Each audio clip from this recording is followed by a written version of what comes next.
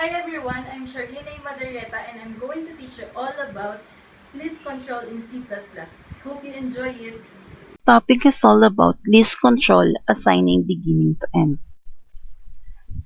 What is a list? A list is a series of names or other items written or printed together in a meaningful grouping or sequence so as to constitute a record. List is also a noun, a number of connected items or names written or printed consecutively, typically one below the other, as it is written in Oxford Dictionary. What is a list control in C++? A list control consists of using one of four views to display a list of items. The list is typically equipped with the icons that indicate what view is displaying. Now for our topic, list cont that assign beginning to end. This is a sequence container. List container are implemented as doubly linked lists. Thus, every element in a list points to its immediate predecessor and immediate successor, except the first and the last elements. The list cont that assign begin to end expression actually assign all the elements in the range beg to end. Both beg and end are iterators. What is an iterator?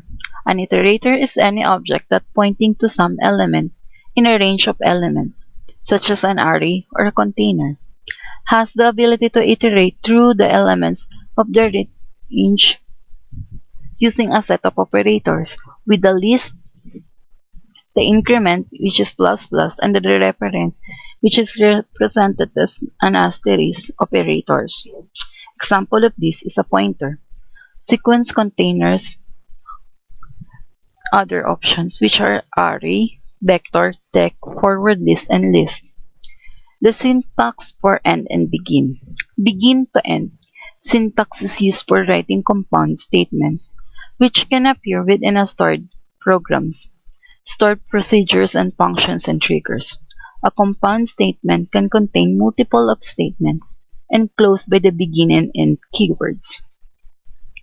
Now for our example, we have two examples actually. Now here's the first one. Now we need the list library. We need to declare that. And for our main function, which is the first variable and the second variable are declared here. Now for first dot assign, 7 and 100 are the memories of the first variable. 100 will be repeated 7 times. Now for the second dot assign, first dot begin and first dot end. Now whatever will be the variable of second will always depend on the first one, since the declaration here is first dot begin and first dot end. Now declare int my ints. My ints is another variable with 1776, 7, and 4, which is this is the memory of my ints. Now declare the first dot assign, which is my ints and my ints plus 3. My ints is always equal to 0. Now if we declare its output, which is the size of the first and the size of the second, declare here int first dot size and second dot size, so that we can get the output of the first and the second variable. Now let's see. The size of the first and the size of the second is 3 and 7. How did that happen? The size of the first is 3. Since here, as I have said, my ints is equal to 0. And here we declare that my ints plus 3. So 0 plus 3 is 3. So it is the size of the first, which is 3.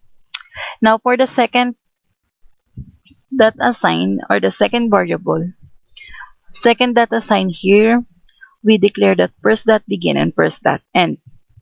Now, how did that happen? Since 7 here is the last element of the first, so and we declared here the first dot end, since this is where we get the size of the second, which is 7, and that's how we got it, the end of the first. Now for next example, it's almost the same as the first, but here we declared it as agent 1, 2, and 3. And for here now, the only difference is that we have 3 variables, which is agent 1, 2, and 3. Now for agent 1, we declared it as 7 and 27, which is 27 will be repeated 7 times. Now for agent.2, agent2 dot assign, agent1 dot begin, and agent1 dot end, which is the declaration of the second agent. And the third is the agent2 dot begin and agent2 dot end, which is the declaration of the agent3. Now declare here int val, which is 1334, 7 and 8 are its memory again. And we declare that agent1 dot assign is val and val plus 6, which is here is it is always equal to 0, val. Now we need to declare to get the output value of agent 1 and 2 and 3. It's the same as the first one, which is agent 1 dot size, agent 2 dot size, and agent 3 dot size. Here the sleeve here is optional if you want to put it here, or we could just remove it. It's just to show you the output of these three. Now you might know the output of agent 1 and agent 2, but let's see what will be the output of agent 3. The value of agent 1 is 6, the value of agent 2 is 7, the value of agent 3 is 7. How did that happen?